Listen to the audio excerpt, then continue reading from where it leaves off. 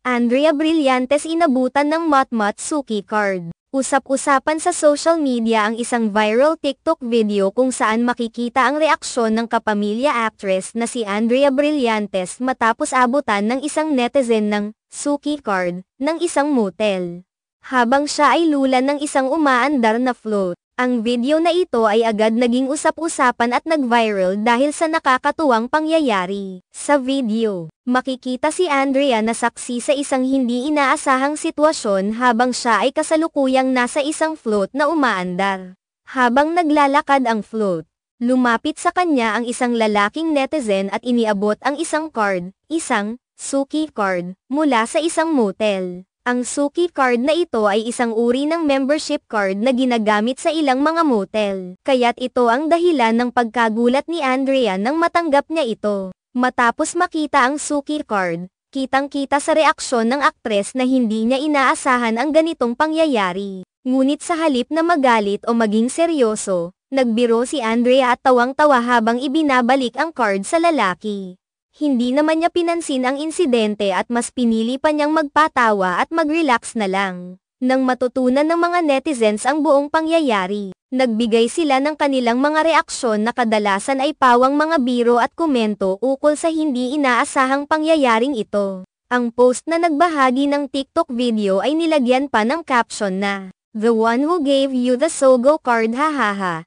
na nagsilbing dagdag na katuwaan para sa mga nanood. Makikita sa mga komento ng mga netizens ang iba't ibang reaksyon. Mula sa mga nagbibiro na ang Suki card ay isang special gift na hindi inaasahan, hanggang sa mga humahanga sa pagiging cool ni Andrea sa gitna ng ganitong sitwasyon. Wala naman umanong bakas ng galit o pagka-offend sa mukha ni Andrea, na siyang naging dahilan kaya't marami ang natuwa sa kanyang reaksyon. Bagamat ang Suki card ay kadalasang nauugnay sa mga motel at hindi magandang imahe, ipinakita ni Andrea na kaya niyang makisalamuha at magbiro, anuman ang mga hindi inaasahang pangyayari. Sa halip na makaramdam ng inis, pinili niyang gawing mas magaan ang sitwasyon at hindi ito pinatulan ng labis. Ang insidenteng ito ay nagsilbing halimbawa ng pagiging matatag at kalmado ni Andrea, kahit pa sa mga ganitong hindi inaasahang kaganapan. Makikita sa video ang pagiging natural ni Andrea at ang kanyang kakayahan na gawing positibo ang isang insidente na maaaring magdulot ng hiya o pagkapahiya sa ibang tao. Minsan,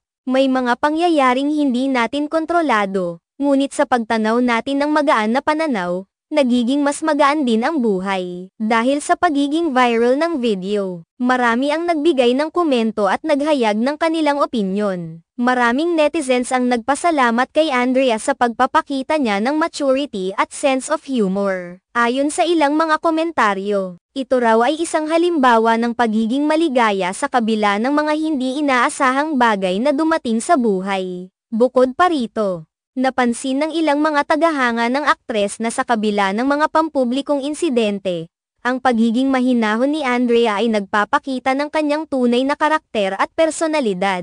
Sa ngayon, patuloy na pinag-uusapan ang video sa social media, at marami sa mga netizens ang patuloy na nagbibiruan at nagkakaroon ng katuwaan tungkol sa pangyayari. Tila ba ang simpleng aksidente ng pagtanggap ng Suki card ay nagbigay ng kasiyahan at aliw sa marami? At ang pagiging cool at kalmado ni Andrea sa sitwasyon ay nagsilbing inspirasyon para sa iba na mas magaan na tingnan ang mga bagay-bagay sa buhay.